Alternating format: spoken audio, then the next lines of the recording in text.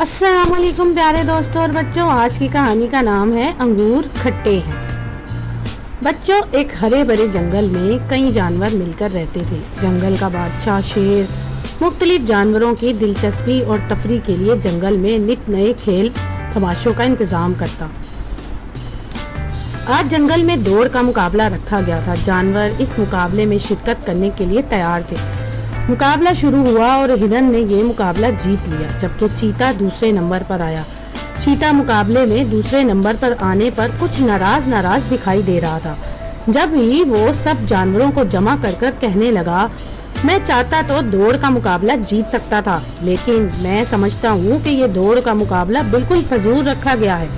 इसकी जरूरत नहीं थी। भला ये भी कोई बात हुई कि अपने शिकार की तलाश के लिए भी हम दौड़ लगाएं और जंगल का बादशाह भी हमारी दौड़े लगवाए। हिरन, जो ये दौड़ जीत चुका था, जीतने पे की बात सुनकर दिल ही दिल में मुस्कुराने लगा और पास खड़ी लोमड़ी से कहने लगा, बी लोमड़ी, चीते की बात आपने सुनी? दौड़ को फजूल मुकाबला कह रहा है, जबकि पहले ही चीता शेर से खुद कहता था कि बादशाह सलामत, आप दौड़ के मुकाबले करवाया करें ताकि पता तो चले कौन सा जानवर कितने पानी में है।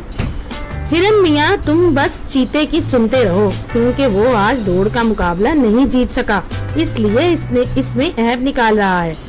ये तो वही बात हुई ना कि अंगूर खट्टे हैं।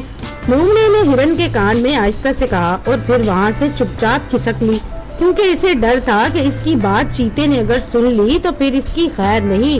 तो दोस्तों, अगर आपको ये कहानी पसंद आए तो मेरे चैनल को लाइक और सब्सक्राइब जरूर कीजिएगा।